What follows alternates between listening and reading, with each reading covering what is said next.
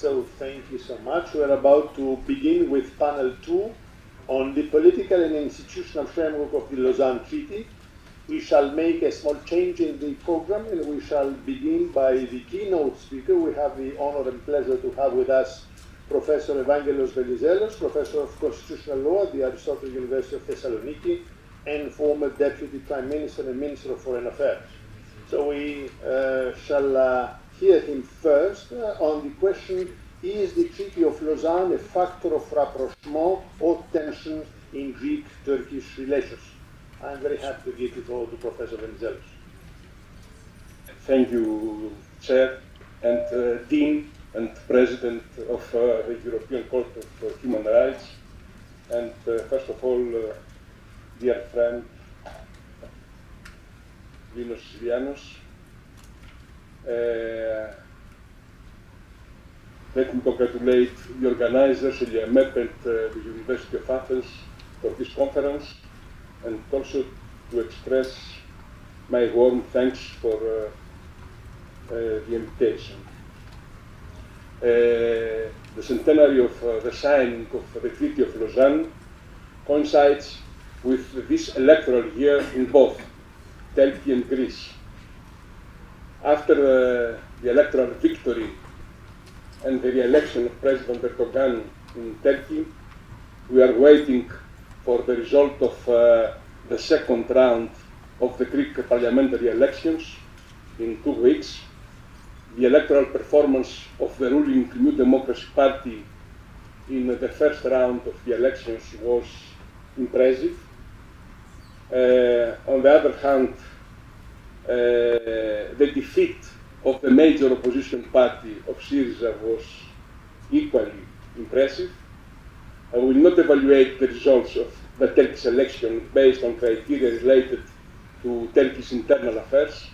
I will not repeat the well-known remarks about the impact of the re-election of President Erdogan in the wider context of Turkish relations with the US, NATO, and first of all, the West as strategic entity. For the purpose of our discussion, I will make focus on Greco-Turkish relations and the question that concerns whether, under the present post-election circumstances, the Treaty of Lausanne can serve as a factor of rapprochement or as a factor of tension in Greek-Turkish relations. After the pre-election moratorium on aeronautical activity in the Aegean and the Eastern Mediterranean, it's reasonable to assume that initiatives related to the resumption of exploratory talks and contacts on confidence-building measures between two countries may be taken. Therefore, it's natural to ask the question how the Treaty of Lausanne will function in such a situation as a part of international law, but also as a historical reserve. The military, political, diplomatic, and legal context of 1923 still influence today's context. The Treaty of Lausanne is directly or indirectly linked to all open crises in the wider region of the Mediterranean, the Middle East, and North Africa. It is therefore of great interest to recall the fundamental elements of the treaty. For both countries, the Treaty of Lausanne is a treaty of defeat and eternal institutional and social transformations. For Greece, it is the treaty of the defeat in Asia Minor and retreat in relation to the Treaty of Sèvres. It signaled the end of the great idea, but also the starting point of the transformation of Greek society through the exchange of population and the integration of refugees, of emigrants, according to the terminology of the treaty. This is how the Greek national identity and the modern Greek state were shaped. For Turkey, the Treaty of Lausanne is a treaty of the defeat in World War I and the international act of the dissolution of the Ottoman Empire and the birth of the Turkish Republic. This is how the Turkish national identity and the modern Turkish state were created. The treaty functions for both countries as the foundation of national identity and statehood. The Treaty of Lausanne is a multilateral and not bilateral treaty. The main objective of the treaty, like all peace treaties, is to resolve essential matters, which include the establishment of permanent boundaries and territorial legal titles in order to ensure the maintenance of peace. This objective clearly derives from the territorial clauses of the Lausanne Treaty, which have fixed definitively Turkish frontiers with the neighbors and have determined once and for all questions of sovereignty over all former Ottoman territories in favor of the states concerned. More explicitly, the treaty delimits the Turkish frontiers with Greece, Bulgaria, Syria, Iran, and Iraq. It includes Turkish renunciation of its rights over Egypt, Sudan, and Libya. The above 2 points are linked to the current situation in Syria and Libya, which affects the international behavior of key players, such as Turkey, but also Egypt and Israel. The treaty refers also to Cyprus. Turkey recognizes the annexation of Cyprus proclaimed by the British government on 1914. Moreover, according to the treaty, Turkey's renounced of all its sovereign rights over all islands, isolated and rocks, other than the islands of Imbros, Venizelos, and the Rabbit Islands, situated more than 3 miles of its coast. This renunciation in the Eastern Mediterranean was in favor of Greece, and the case of the islands, isolated and rocks of the Balkans, in favor of Italy.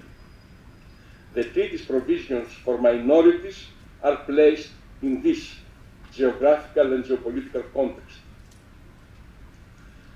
The above territorial issues of the Lausanne Peace Treaty became recently a point of contention among the 2 countries, and as you know better than me, in the 2 letters sent to the Secretary General of the UN in 2021, Turkey has challenged the Greek sovereignty over the islands of the Eastern Mediterranean, claiming that Greece has breached its obligation regarding the demilitarization of the Eastern Mediterranean islands, as provided by both the Lausanne and the Paris peace treaties. Because for Turkey, these treaties impose on Greece a general obligation of demilitarization that concerns all the Greek islands in the Eastern Aegean and the Balkans, including Linos and Samothrace. The same argument is repeated in the letter of the permanent representative of Turkey on September 2022. More specifically, Turkey claims that Linos and Samothrace are excluded from the new regime established by the Montreux Convention on the Straits, which abolished the previous demilitarization obligations of the Lausanne Convention, but only for the Turkish islands and territories. Overall, the Turkish view is that sovereignty over the Greek islands and obligations to demilitarize them are both part of the same territorial regime established by the peace treaties of Lausanne and Paris, which is an objective regime valid erga omnes. From this point of view, Turkey invokes the Treaty of Lausanne. To be more concrete, both Greece and Turkey consider the Treaty of Lausanne as valid and binding legally. This is something very important, maybe the most important point of our discussion.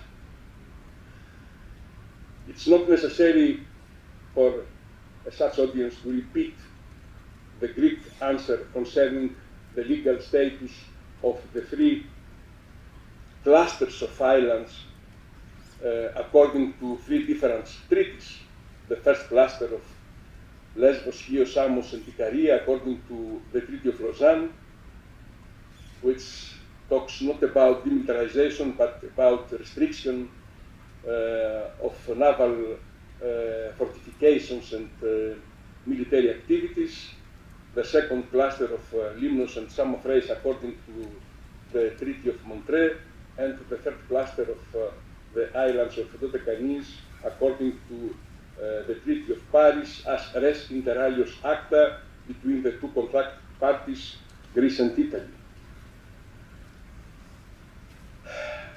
In the same context, the argument is advanced that because of the aggressive behavior of Turkey against Greece, invasion of Cyprus, Turkey's military presence opposite the Greek islands in an offensive posture, casus belli in case of extensions of the Greek territorial waters, she has the right to take preparatory measures to exercise her right of self-defense. 100 years after its signing, the Treaty of Lausanne must obviously be placed in the current context of international law, as the Acer knows better than me. The prohibition of the use of force, as enshrined in Article 2 of the Charter of the UN, is still the cornerstones of the international legal order and the core value of the international community, despite the heavy blow caused to the collective security system of the United Nations and to its principal bodies, namely the Security Council, as a result of the Russian invasion of Ukraine and the ongoing war. The protection of minorities in countries such as Greece and Turkey, which are high contracting parties to the European Convention on Human Rights and recognize the individual application before the European Court of Human Rights, now moves within the framework of Strasbourg jurisprudence. The issue of demilitarization is raised in completely different terms between two NATO members, such as Greece and Turkey, which joined the alliance at the same time in 1952, obviously take into account the circumstances that developed after the Turkish invasion of Cyprus and the over-militarization of the Turkish coast. The question of the maritime zone surrounding the islands, the territorial waters, the continental shelf, the exclusive economic zone, is obviously regulated not by the Treaty of Lausanne, but by the international law of the sea. More precisely, according to the Greek position, it is regulated by the Ankara, which codifies customary law. After all, Turkey itself has on many occasions accepted that especially Article 74 and 83 of the Ankara constitute customary international law, referring also to the jurisprudence of the international judicial bodies regarding the law of maritime delimitation. The International Court of Justice in The Hague can offer its high-level services to both parties for the delimitation of the continental shelf and the exclusive economic zone in the Aegean and the Eastern Mediterranean. There are certainly obvious asymmetries. The two countries currently have territorial waters extending to 6 nautical miles in the Aegean. In the Eastern Mediterranean, however, Turkish territorial waters extend to 12 nautical miles, while Greece basically to 6 nautical miles. International law does not in itself constitute an integrated strategy, but it constitutes the necessary basis and framework of an integrated strategy. The Treaty of Lausanne, as it is systematically included in the context of current international law, can function as a factor of rapprochement and not as a factor of tension in Greek-Turkish relations. Obviously, there are different opinions on the interpretation of the Treaty of Lausanne and international law in general. However, when the relations between two countries are placed in the field of international law, and the arguments on both sides are presented as arguments regarding the interpretation of international law, a framework and a limit is set. Especially when it comes to two countries that have been members of NATO for 70 years. What is required is a sense of history and geography and political will. The momentum exists and must be exploited for the benefit of both countries and regional stability. Thank you for your attention.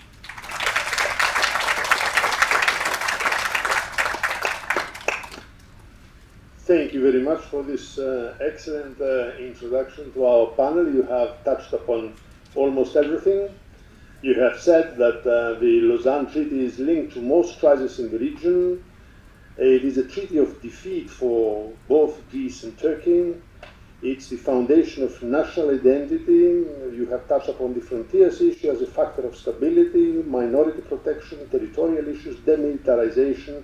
You have qualified, and rightly so, the Lausanne Treaty as an objective treaty, valid erga omnes, at least as far as the frontier issue is concerned.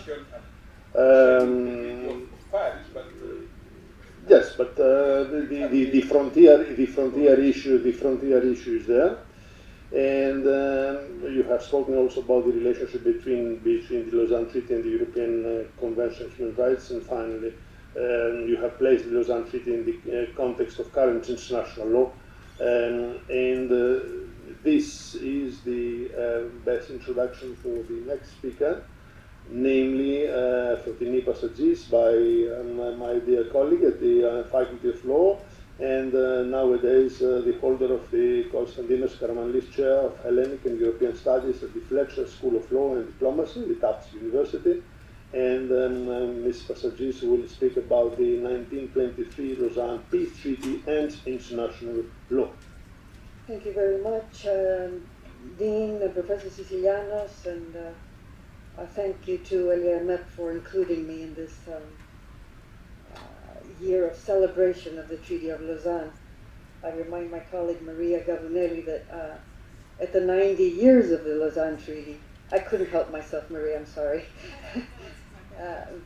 We had in Athens another conference where we had discussed some of these issues. This, of course, is a much more extensive conference, and I'm very glad also to be here in the presence and in the company of colleagues from all over the world, especially Turkey. Despite, ladies and gentlemen, the passage of time and subsequent developments on the international scene, the Treaty of Lausanne continues to remain a current living instrument, as I have already said in the podcast introductory to this conference, which attracts the interest of the scientific, the academic community, but also of diplomats. Undoubtedly, both the circumstances that led to the negotiation and adoption of the treaty, as well as its substantive provisions, provide a fertile ground for discussion of these multiple aspects. And not only from a legal point of view. This morning we had a panel on the political and diplomatic, the historical aspects. We will continue with institutional aspects as well. And my intervention will be focusing on looking at the treaty from a legal point of view, because I think this conference will also offer the occasion to reassess the relationship between the Lausanne Treaty and international law as it stands today. So the scope, what my paper is doing is looking both at the law which governs the Lausanne Peace Treaty, which of course is treaty law, and the law as it emerged from the Peace Treaty, and its connection with present-day international law. Of course, most of what I have said has already been covered by the brilliant overall expose of Professor Venizelos. So to put it in a context as an instrument, the Treaty of Lausanne is the last of the 5 treaties signed after World War I in order to regulate relations between victorious and defeated powers. The work of the Lausanne Conference began in 1922. It ended with the signature of the treaty between Great Britain, France, Italy, Greece, Japan, and the Serbo-Croatian state on the one side, with Turkey on the other side. This, what we call treaty, but it's incorporated in a big final act, incorporates a series of instruments, of further agreements, protocols, declarations, such as, among others, the Convention on Straits, the Convention between Greece and Turkey on the exchange of population, which has already been, since this morning, under discussion. But the core peace treaty itself, the Treaty of Peace of 1923, defined the new territorial status quo and the physiognomy of the wider area of the former Ottoman Empire. So I think the one important thing is to look at this treaty as a multilateral treaty. It does not only regulate relations between Greece and Turkey, it is a multilateral treaty. It was signed within a context of the interwar period. I think that is a second element to look into, which has to be looked into account. No matter what the differences, perhaps, or deviations from the Treaty of Versailles might have been in the concepts, either of nationalism or self-determination or minorities. So it has to be looked into this as a part of this context, leading to, of course, the dissolution of all these structures and leading to the Second World War. So I think this is one important aspect, which I would say is, not only a political or diplomatic one, but it's also a legal one, and that you look at a treaty in the context also of the time within which it was discussed, negotiated, adopted, and of course implemented. And that is one comment I want to make. It's a series, of course, of articles, 143, which deal with various aspects, political, financial, economic. We already heard about the economic aspects. Communications, sanitary questions, the results of war, exchange of prisoners, a big instrument, I would say, in line to a large extent of the big instruments of the time and of the time leading to the First World War. That is also, I think, an aspect that we have to keep in mind. Now, when you look at the preamble of the treaty, one can also see that, this is not simply a peace treaty, a treaty ending a war. It is something plus.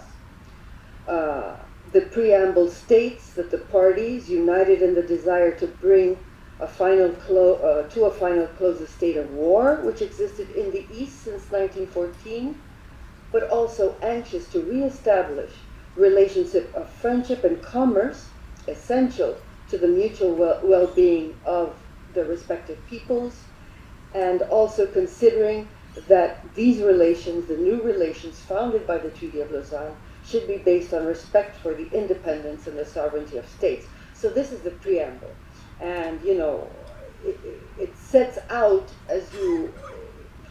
the idea that, the object and purpose of the treaty, it goes beyond peace making to also cover issues of peace building. Now,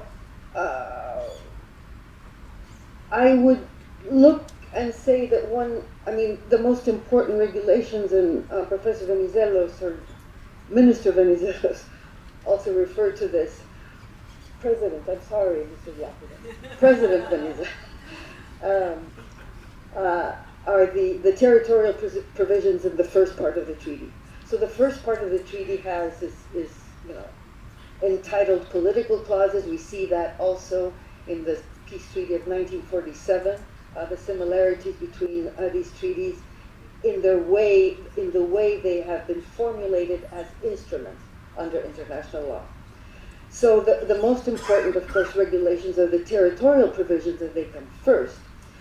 In the first part of the treaty, the determination of the borders of the new Turkish state with its neighboring states, as well as remaining issues of territorial sovereignty over the areas of the former Ottoman Empire.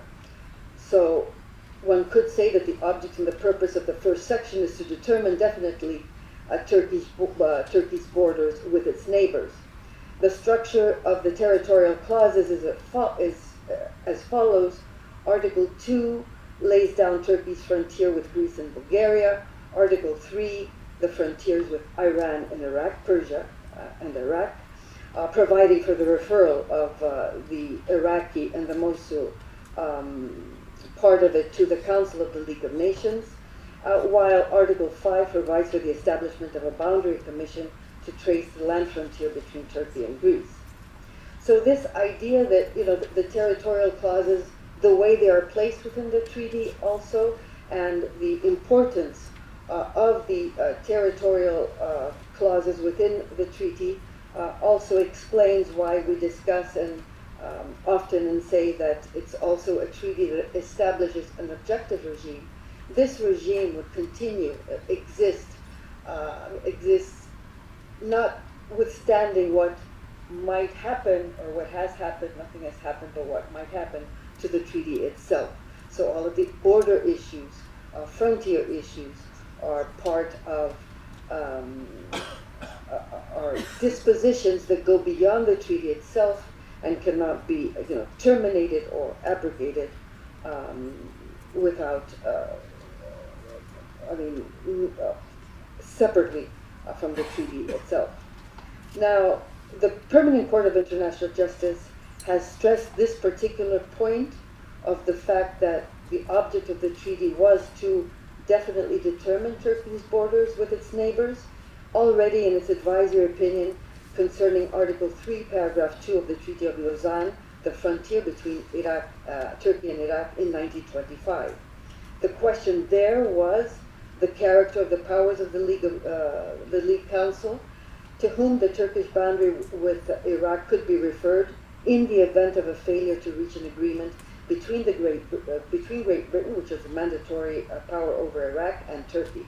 And there the court said that Article 3, which forms part of the section of the treaty devoted to territorial clauses, is intended to lay down the frontier of Turkey from the Mediterranean to Persia.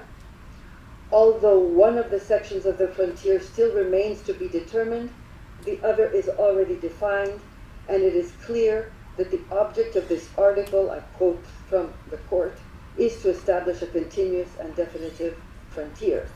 This principle equally, I would say, applies to islands as it does to mainland territories, and in this respect, Article 16 is also of equal importance, where Turkey renounces all its rights over territories outside the islands and the areas provided for by the treaty.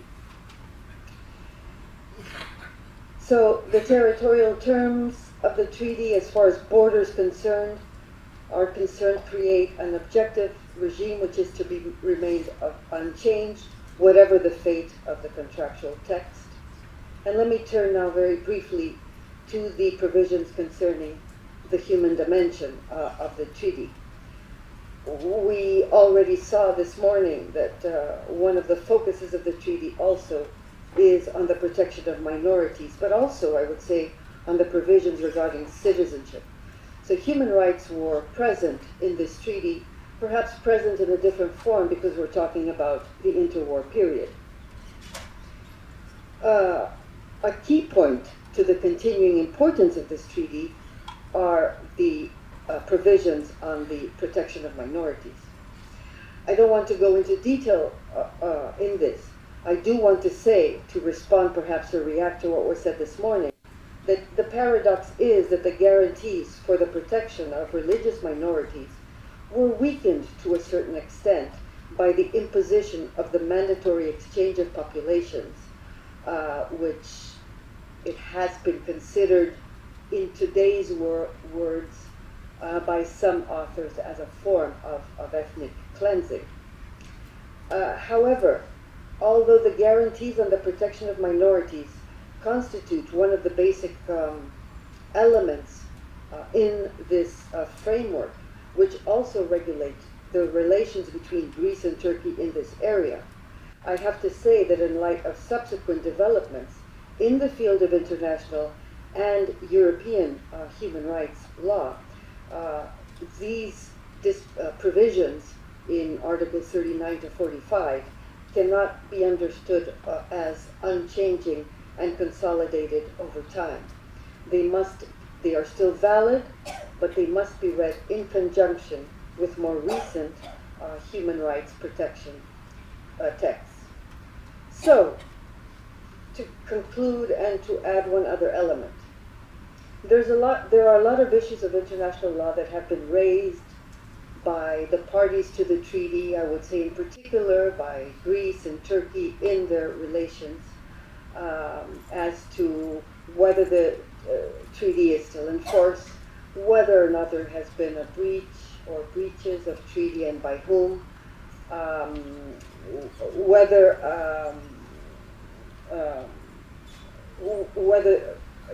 of course, yes, the treaty continues to have validity.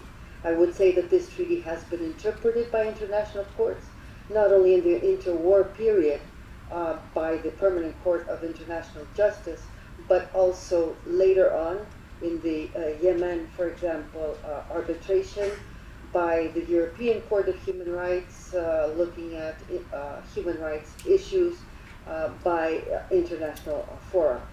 So I think that what we have to look at and perhaps discuss in the next couple of days is to look also at the tools of interpretation, the tools of treaty interpretation, as tools to adapt treaties to evolving circumstances. In particular, for example, the conduct of treaty parties subsequent to the conclusion of a treaty would allow to gauge how the parties intend to apply treaty obligations to changing times and circumstances. Looking at principles such as the principles codified later in the Vienna Convention on the law of treaties under Articles 31 to 33, which reflect customary principles of interpretation.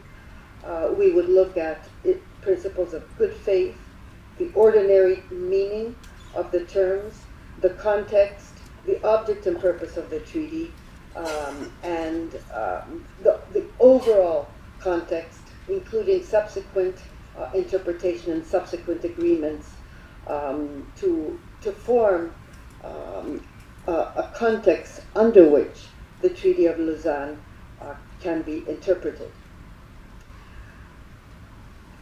This morning, ladies and gentlemen, already we have gathered a sense of some issues which are still under dispute between some of the parties to this treaty.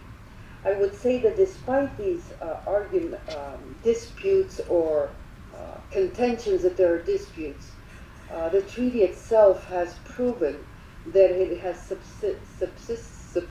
subsisted over time. 100 years later, we are discussing disputes in the light of the Treaty of Lausanne. We are discussing ways to resolve these disputes. And I think that perhaps the way forward is to continue these discussions in a spirit which would allow us to look at this treaty as a living instrument, and also to be able to see how it can be implemented and interpreted and implemented in the future. Not only as an instrument of relations in a bilateral context, but also in a more multilateral one. Thank you very much, sir.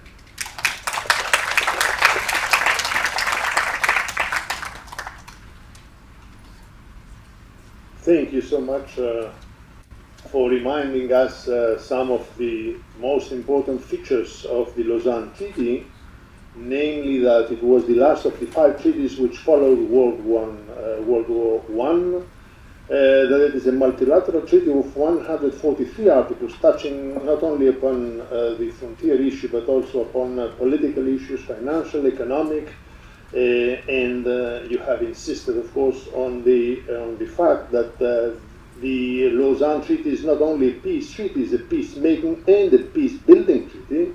And you have, of course, insisted on the territorial clauses the importance of their interpretation by the Permanent Court of International Justice, and on the human dimension of the treaty dealing with minority protection and citizenship, and also on the fact that Articles 39 to 45 not only they are still valid, but they have to be read and interpreted in conjunction with more recent human rights law, and you have mentioned not only arbitration but also the case law of the European Court of Human Rights, which is quite rich indeed. This is a subject which has been touched upon before.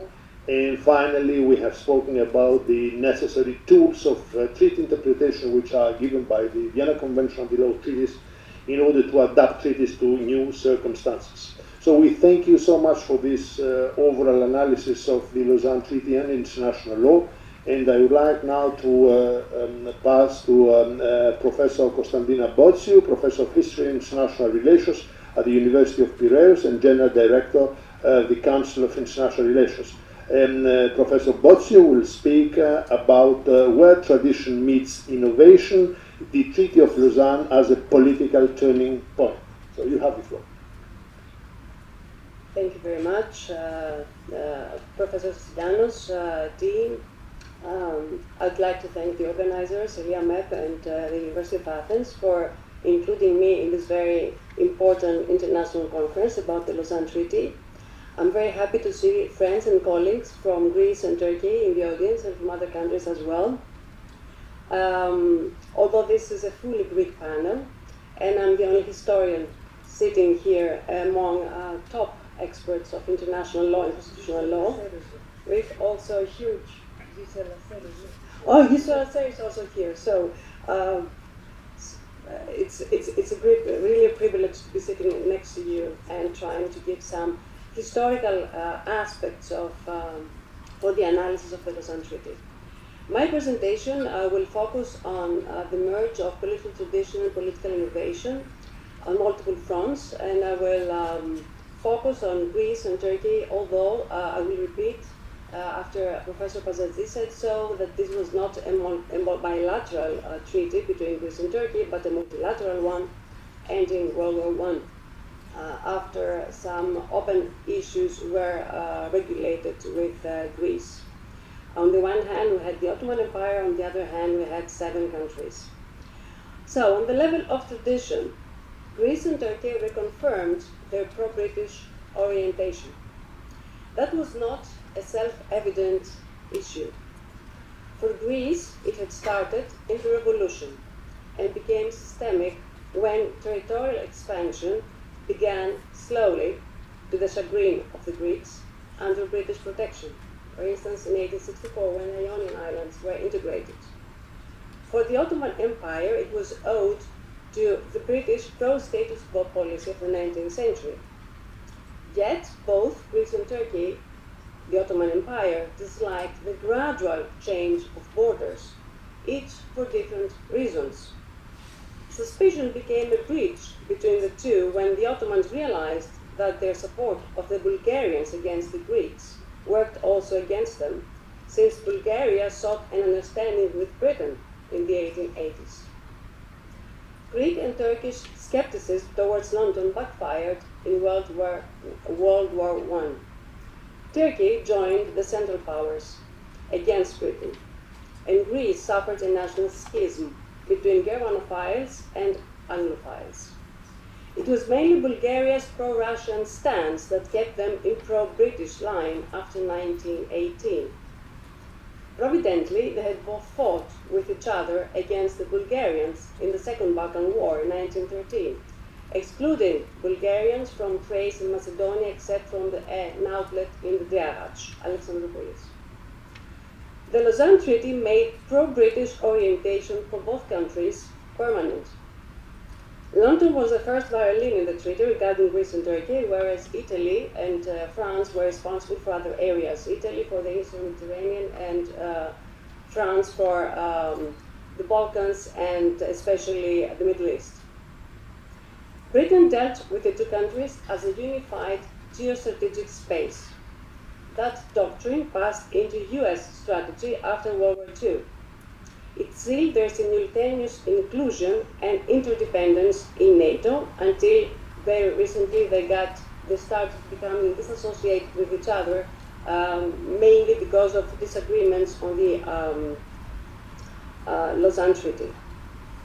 Now, the Eastern question. Tradition and novelty were combined in the termination of the Eastern question. For 1 century, the British had been treating it as a Mediterranean question, aiming to undermine the Russian Eastern strategy. With Russia out of the picture, since the Bolsheviks extracted it from World War I remind to everybody that Russia was part of the Entente powers at that time, until that time. But as it was extracted from World War I, negotiators at Lausanne, especially the British, finalized the horizontal division of European Turkey between viable states of northern and southern Balkans, including the new Albanian state. The straits and the strategic coastal areas of the Ottoman Empire went to Turkey, the Aegean to Greece. Thrace was divided between the two, eastern, western. The Slavic states, which were more influenced by Russia, stayed behind the straits. That geopolitical picture differed sharply from the vertical division between Eastern and Western Balkans, envisaged by Russia and Austria in the 19th century, with small, dependent Balkan vassals. In the twilight zone between tradition and innovation lay the inclusion of Turkey into the geography of Western Europe, a question still open in Europe today. The Lausanne Treaty supplied not only the eagerness to avoid conflict between Greece and Turkey, but also the unwillingness to do otherwise. The paramount aim for Greece and Turkey was to exclude future bilateral wars that could, by definition, endanger the international balance of power, since they were in a very fluid geopolitical position. It was mostly served by, 1, the compulsory exchange of populations, it was mentioned before today many times, and B, the clauses regarding demilitarization of the islands and the Anatolian coast. The agreement on the exchange of population was a prerequisite to the treaty, and thus was signed 6 months earlier, in January 1923. The exchange was a cruel novelty. Innovation lay specifically in the compulsory character of the exchange populations, which buried the sacrosanct principle of self-determination. A voluntary exchange had already been agreed between Greece and Bulgaria at Noigis or Sen, whereas Eleftherios Venizelos had contemplated one with Turkey in 1914 to stop Turkish persecutions in Macedonia and Thrace. On the basis of the Lausanne Treaty, almost 1.1 million Orthodox Greeks were exchanged with about 400,000 Muslim Turks. Larger numbers usually include those that left before and during the Asia Minor disaster. Religion was the traditional major criterion, Millet system, but not the only one. That was the first phase. The second phase in 1930 was even more memorable, as both countries were assigned from refugee compensations. Geopolitically, that transformed reconciliation into friendship between Greece and Turkey. Politically, it cost dearly to both countries. We know that Eleftherios Venizelos, for instance, lost thousands of refugee votes in the elections of 1932. But Greece and Turkey stressed at that time national homogeneity, nationalism, as a source of power, sovereignty, and independence against external pressures. But why should Greece and Turkey, who had fought fiercely against each other in the 19th century, should resolve their differences peacefully in the future? One could underline, of course, the disastrous character of industrial war, as was seen in the Great War until 1918. So there was a need to disarm the Balkan powder keg. But even more important was the geopolitical vision of pro-British Greece and Turkey. namely to block Russia. Actually, Bolshevik Russia, not the weakened Tsarist regime, that was also an allied country. Greece and Turkey became the guards of Western security against both Russia and the communist ideology. The interwar European system, the so-called Versailles system, was positive, as it feared communism more than nationalism or even fascism. Mussolini got to power in the end of 1922, at the time when the Lausanne Treaty was being negotiated.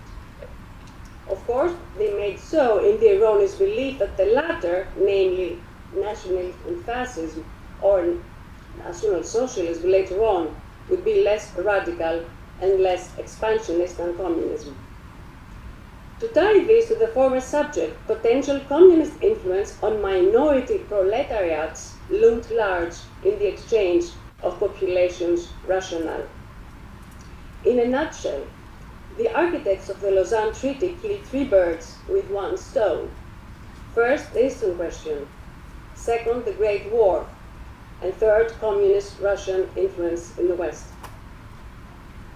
The common denominator in foreign policy was a departure from revisionism, a major break with the past, especially for Greece, which had been kept together, the Greece had been kept together through the great idea in the 19th century. Integration of irredenta would follow other channels in the future. For instance, war, the Paris Peace Treaties of 1946 regarding the Dodecanese, or decolonization later with regard to Cyprus. But not revisionism in the form of the great idea anymore.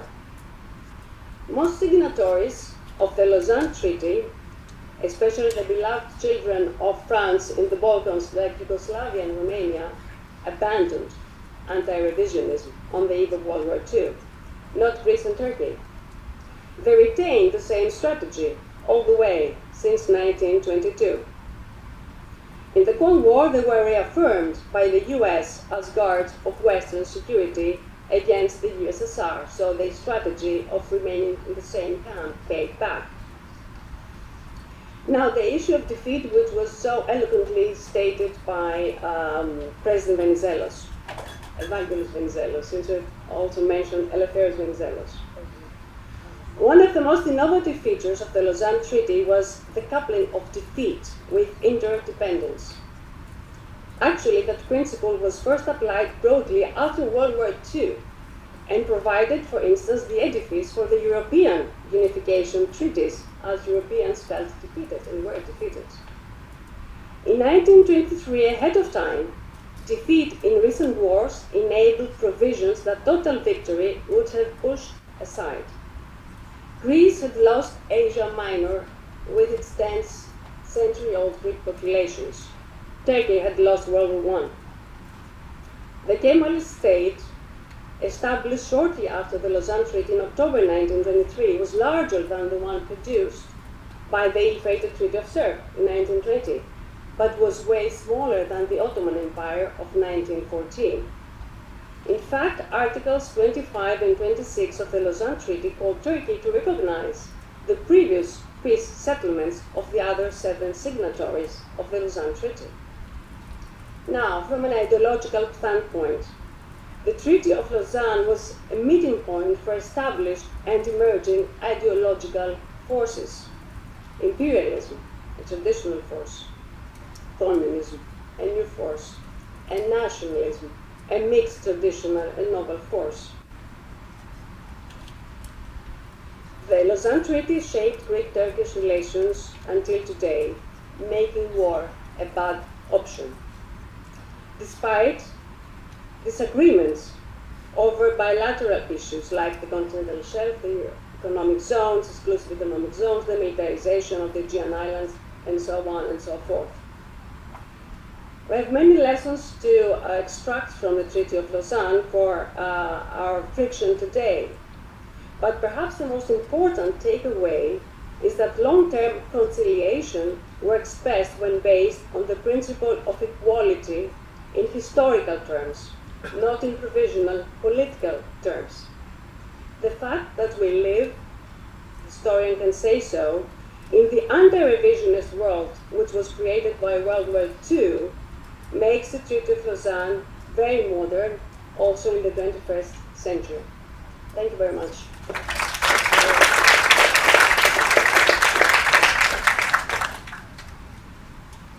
Thank you very much for this most interesting analysis between tradition and innovation. You have spoken about tradition referring to the Lausanne Treaty as a confirmation of the pro-British orientation.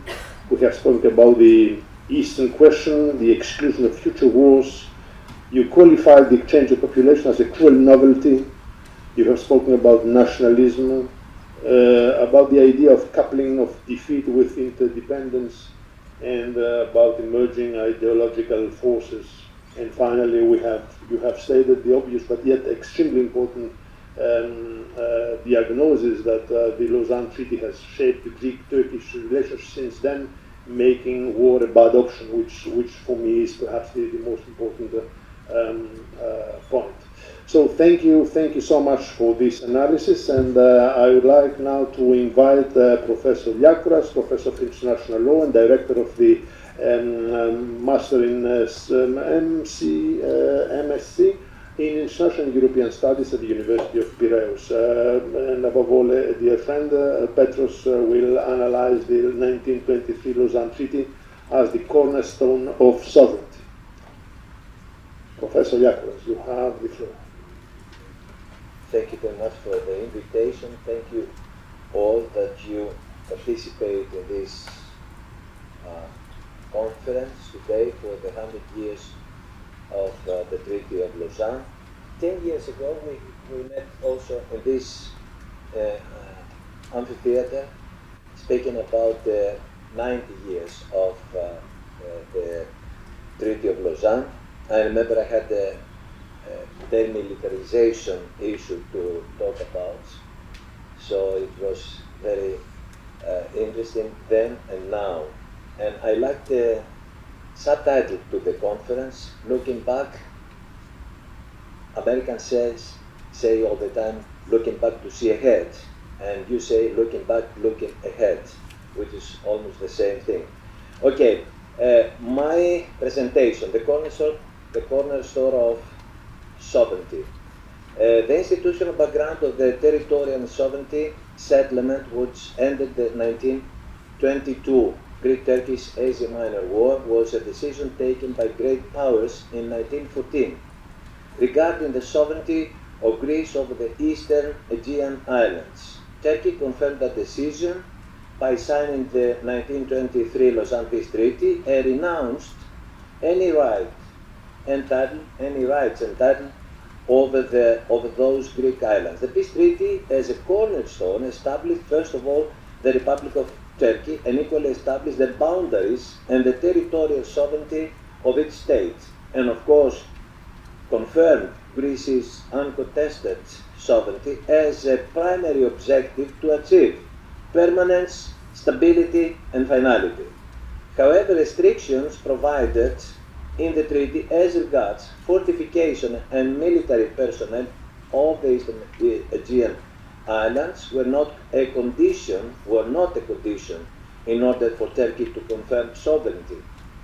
Also being provisional in nature, as the treaty says or goes, in view to ensure maintenance of peace, these restrictions were some sort of regime of provisional force, and it was only for the maintenance of peace. So they have been superseded by two elements. First of all, by post-war concepts of international security and international law, such as the self-preservation first and self-defense later, and equally taking into account the Venizelos-Kemal Friendship Pact of 1930, which marked a new era of restoring peace, making the restrictive regime deemed outdated.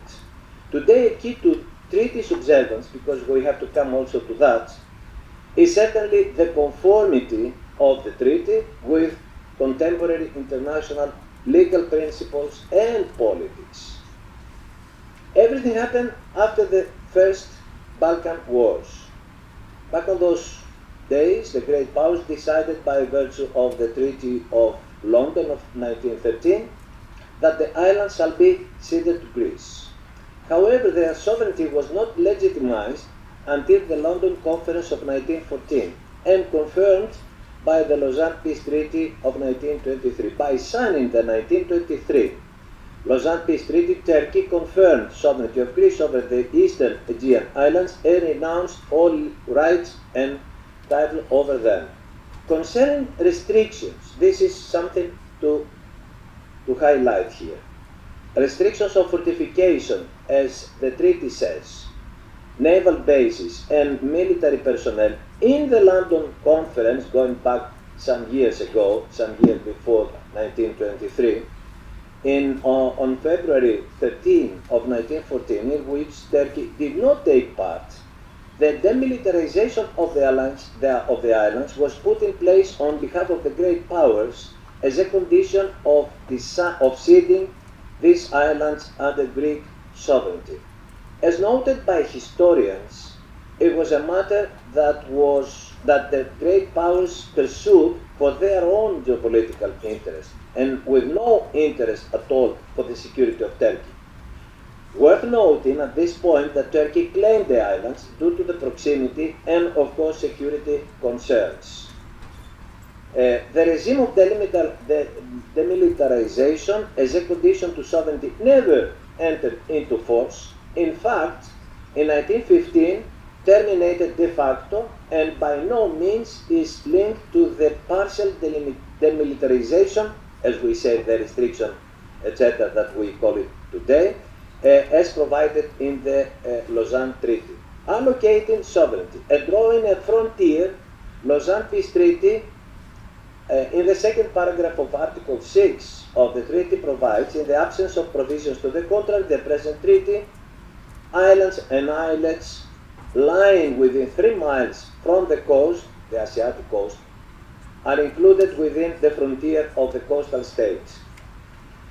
Article 12 of the treaty explicitly confirms the definitive, unconditional title of territorial sovereignty of Greece over all the islands of Eastern Mediterranean, as the text goes, meaning, of course, the Aegean. The islands located less than 3 nautical miles from the Asiatic coast remain in Turkey, and by virtue of Article 14, Turkey maintains the sovereignty over Imbros, Tenedos, and Rabbit Islands. Pursuant to Article 16, Turkey renounced all titles and rights to all islands over which Greek sovereignty was affirmed. With Article 15, Turkey renounced in favor of Italy all titles and rights regarding the Dodecanese, along with Mace Castellorizo. The Dodecanese came under the sovereignty of Italy, whose successor state after 1947, by virtue of the Treaty of Paris, is Greece. Lausanne Treaty leaves actually no room of different interpretation. Neither contingent nor reservation was raised regarding sovereignty of the islands.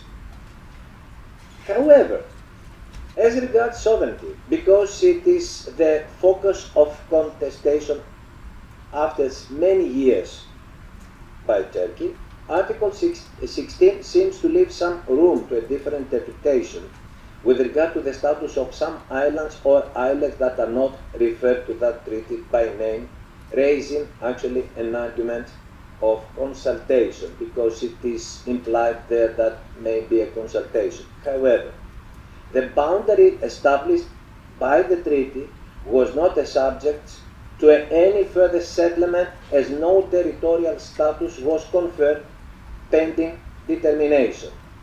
This is one fact of this. But Turkey utilized this article actually as the basis for developing the so-called grey zones concept. However, the determination of the territories in this treaty was not referring to the Aegean islands or islets beyond the 3 nautical mile limit. It was clear and confirmed by the Arbiter Tribunal in the 1999 Eritrea versus Yemen case, in which crystal clear interpretation of Article 16 of the Lausanne Treaty was given, in which paragraph 165 of this case, I quote, "The correct analysis of Article 16 is, in the tribunal's view, the following.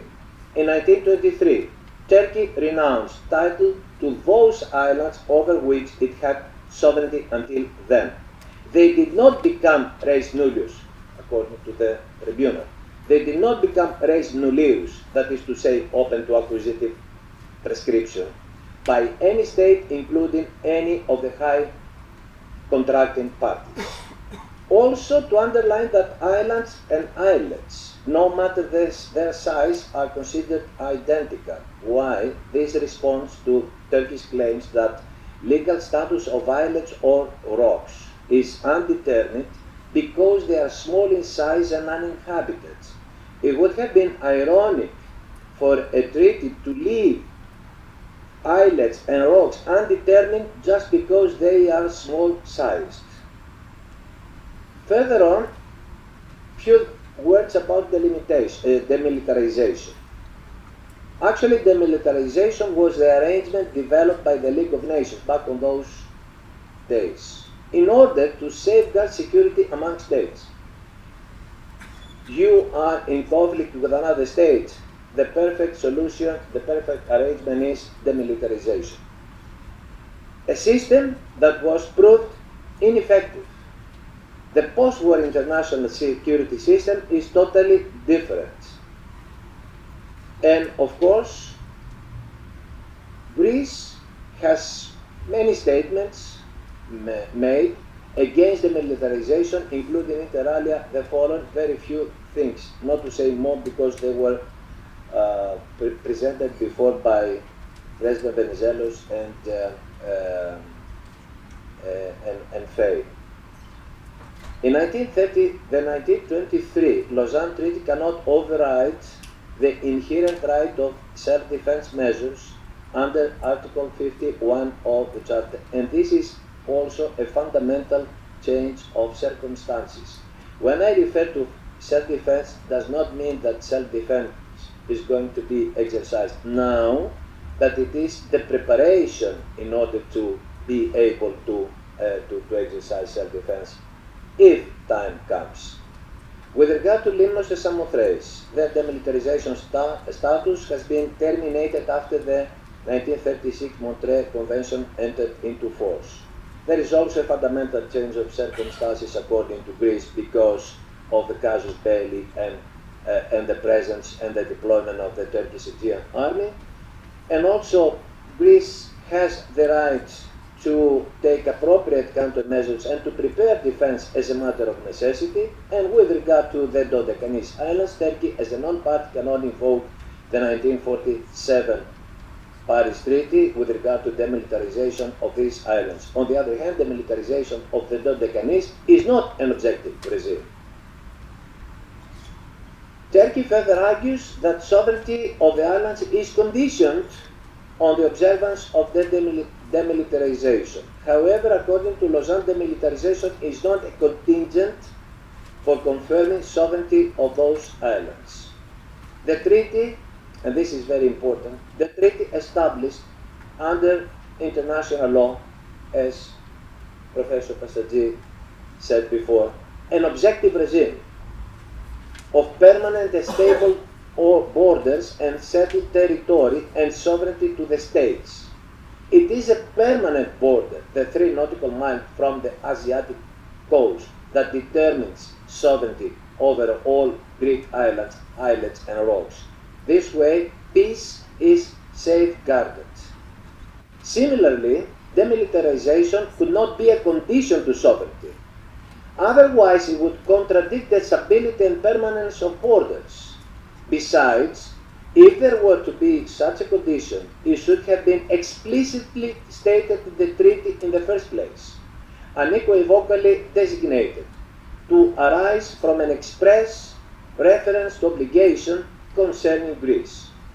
But in the wording of Article 13, such a condition cannot be inferred. Therefore, any reflection on this issue affecting borders and territorial status is problematic from the outset. Now I will need to use also some of the jurisprudence of the courts.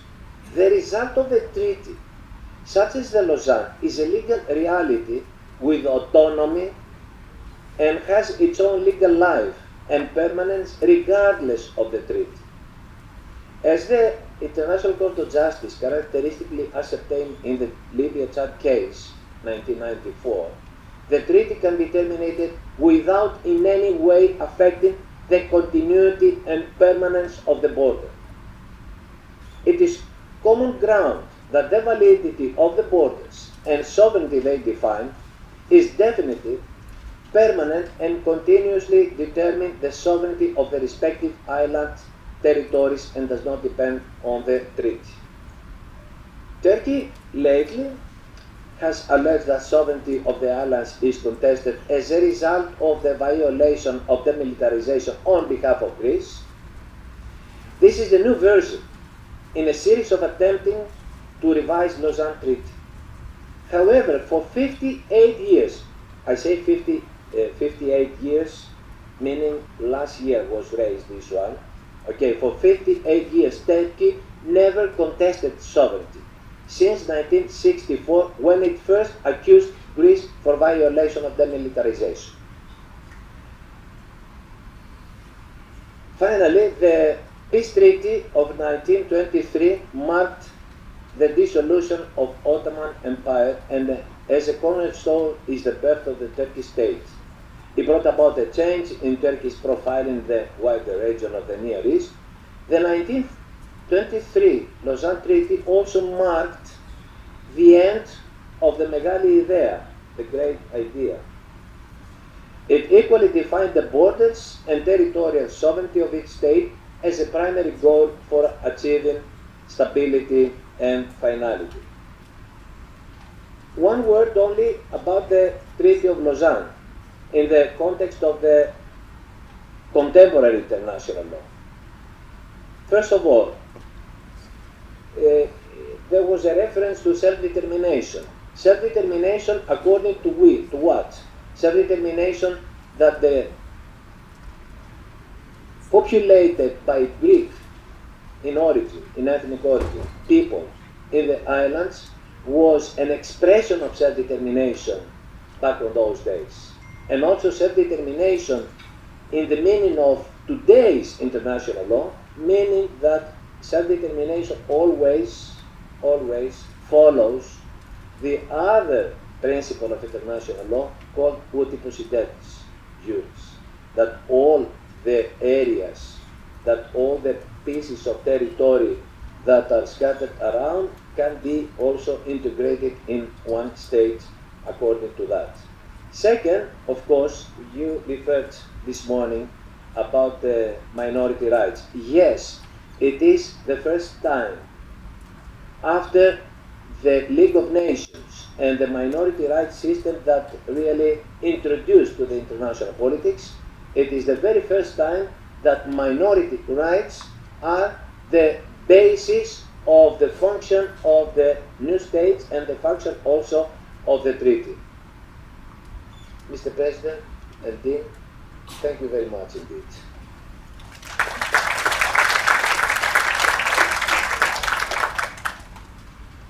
Thank you very much, Professor Liakouras, dear Petros, for this analysis of the Lausanne Treaty as a factor of permanent stability and finality. You have said that the treaty leaves no room of misinterpretation. You have spoken about some arguments concerning the so-called grey zones concept. You have spoken about the demilitarization issue, and you have insisted on the fact that demilitarization is not a condition for conferring sovereignty. And you have also insisted on the objective character of the provisions establishing boundaries, and you have of course spoken about the case law of the ICJ, and about the war on Eritrea and Yemen, focusing on the interpretation of Article 16 of Lausanne Treaty. So thank you so much. And now we shall have the pleasure of hearing Professor Yücel Acer, Professor of International Law, the Ankara Yildirim Beyazit University. And Professor Acer will speak about the legacy of Lausanne, conflicting perception on the status of the Aegean Islands. Thank you. Thank you very much, President. It's really a great pleasure to be invited by many distinguished friends. You know, it's really, you know, feels every time very good to be here with my colleagues. This time with Your Excellency as well.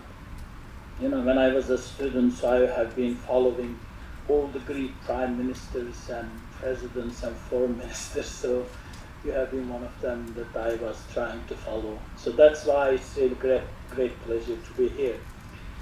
And thank you for the organizers.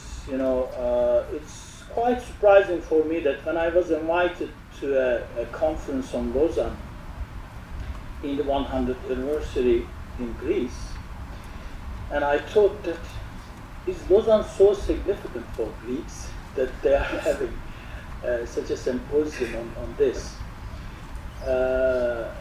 By this occasion, I learned that the Lausanne Treaty is also a significant one for Greeks. You know, since my childhood, you know, we have been told that Lausanne is a significant international agreement establishing the Republic of Turkey. Also very good to speak on Lausanne on its 100th anniversary because it's a peace treaty. You know, it simply established a peace between Turkey and many other countries, but especially with Greece. It's an international treaty which established almost a permanent peace order because since then two nations had no military conflicts so far. I just hope that it will continue forever. Although it's a very successful international peace agreement, it doesn't mean that it has not faced any challenges so far. Even now we have to know that Lausanne is also at the same time facing some challenges. You know, we should address these challenges as well in order to make it more stronger maybe. Today I will try to concentrate on a couple of issues which are actually under discussion between Turkey and Greece after 100 years. And these provisions are concerning the status of Aegean Islands. But we have to know that it's not only about the Aegean Islands that two countries are having conflicting views over the Lausanne Agreement, but there are also a couple of more provisions like the status of minorities in both countries, in Western Thrace and in Istanbul or in Tenedos. We have to be aware of these facts that still there are discussions over the Lausanne Treaty. Let me remind a historical fact that states are established and dissolved. History has many examples of this. I think in the future we will again see that states would be established and dissolved. That's a matter of history that we will probably see in the future time. But whenever a state is dissolved, we face enormous amount of issues, legal disputes concerning the territorial matters. Especially if it were an empire, the problems we face after the dissolution would be enormous concerning the territorial issues. And Ottoman Empire has not been an exception. It was an empire which once covered 15 million square kilometers. And the solution of this empire lasted almost 200 years. Then it's quite normal that we have a lot of problems concerning the territorial issues. Even today, not only between Greece and Turkey, still there are many territorial related disputes concerning the past territories of the Ottoman Empire, even if you look at the Middle Eastern countries. That's almost inevitable. But, you know, we just assumed that Lausanne has settled all the territorial issues between two countries. In fact, as dear Petros tried to explain, there are, you know, provisions concerning the boundaries and the islands in the Lausanne Treaty, and we could easily assume that there would be no problem anymore between two countries, especially concerning the boundaries and territorial issues. But unfortunately, it's not. We have very serious problems at the moment concerning the interpretation and application of certain provisions of Lausanne Treaty. And some of them are concerning the status of islands. We know that when Greece became an independent country from the Ottoman Empire in 1829, the Aegean Islands were divided simply in two parts. The Western Aegean Islands became under Greek sovereignty, and Eastern Aegean Islands stayed in the sovereignty of Ottoman Empire. But it didn't last for long. You know, during the Balkan Wars and afterward, I think these great powers of 6 countries, you know, did something quite unimaginable. You know, they decided to give almost all the islands to Greece, including those which are a few miles from the Turkish mainland coast. So it was not actually the idea of Greece or Turkey to imagine that so many islands have been or could have been given to a single country. But I think it was the idea of these 6 so-called major powers. When we came to Lausanne Agreement, the participating states found something ready for this, and they just almost, you know, verbatim endorsed this decision of 6 powers in Article 12 of Lausanne Agreement. But I think this is another, you know, starting point for a sovereignty discussion. What Greece and Turkey understands from Article 12 is quite different now. According to Greece, in Article 12 almost settled all the issues over the sovereignty of islands, Eastern Aegean islands. You know, islands beyond 3 miles from the Asiatic coast were given to Greece, and the remainings were given to Italy. But this is not Turkey understands from Article 12. So that's why 2 countries are interpreting Article 12 quite differently at the moment. Another significant development concerning the sovereignty issue is Paris Peace Treaty, Article 14. And this article took Dodecanisi, including island of males, from Italy and given to Greece. And there is no doubt about this fact. But as far as the islands which have not been named clearly in both articles, Article 12 of Lausanne Treaty and Article 14 of Paris Peace Treaty, they enumerate islands by name. You know, there are 6 islands named in Article 12 of Lausanne Peace Treaty, openly and clearly given to Greece, and Article 14 enumerates 14 islands by their name as given to Greece, but Turkey simply argues that all other small islands which have not been named clearly in Article 12 and Article 14 should be discussed further to identify who owns these small islands.